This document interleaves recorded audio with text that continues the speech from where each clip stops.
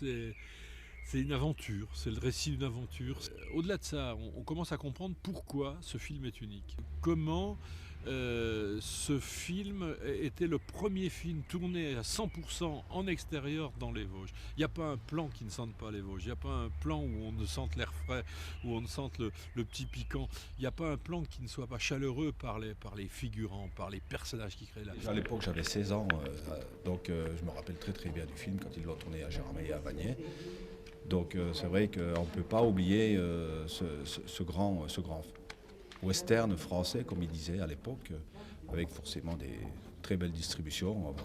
Lino Ventura, Bourvil, Paul Crochet, Michel Constantin. Donc nous, c'est vrai que personnellement, ça m'a beaucoup marqué. C'est pas un film de Parisiens de cow-boys de Paris qui débarquent. C'est un film de gens qui ont écouté une région et qui avaient un sujet très fort, très beau, avec des acteurs extraordinaires. Quand on songe que Marie, c'est pratiquement un de ses premiers films, Marie Dubois. Constantin aussi, Crochet aussi. Et ils sont justes. Puis c'était très touchant, c'est que le nombre de gens qui sont venus me revoir, que je me suis dit qui étaient où à Vagney, enfin qui sont venus, qui se souvenaient, qui arrivent avec des photos, qui arrivent avec des articles de journaux, c'est quand même assez formidable. C'était très émouvant. J'ai retrouvé avec beaucoup de plaisir la ville de Gérardmer que j'avais découvert il y a 35 ans. Elle a bien sûr changé, mais les habitants, eux, ont gardé cette générosité et cette gentillesse. Et ça m'a été droit au cœur, parce que vraiment c'est rare de trouver des gens qui bénévolement participent à la fabrication d'un film. C'est un film qui a marqué considérablement la mémoire collective. C'est un événement qui a autant d'importance qu'une grande fête en hommage à une région. Ça fait plaisir, il y a de la nostalgie, il y a de la tristesse, il y a tout ce qu'on veut. Mais en fait, le plus important, à mon avis, ça devrait être un déclencheur, ce film, c'est-à-dire une incitation à refaire un nouveau film dans les Vosges, et en particulier à Gérardmer. Pourquoi ? Parce qu'il y a le décor naturel, et puis il y a surtout une culture géromoise importante qui est le bénévolat.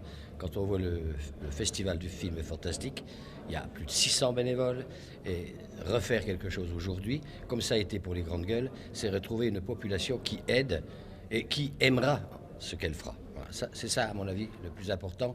Pour moi, c'est le seul film de cette envergure qui a été tourné.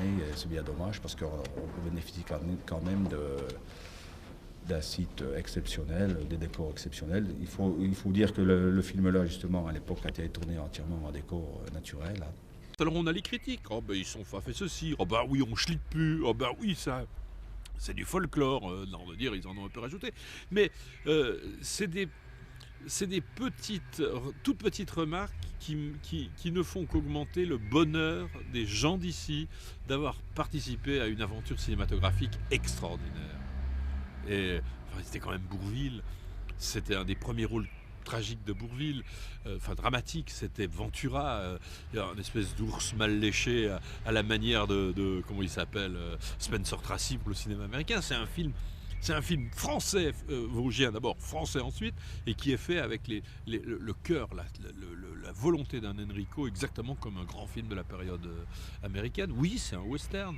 Vous en connaissez beaucoup des westerns tournés en France et réussis ? Moi, j'en connais qu'un, ça s'appelle Les Grandes Gueules. Il n'y a qu'une chose qui restera finalement, c'est le film lui-même.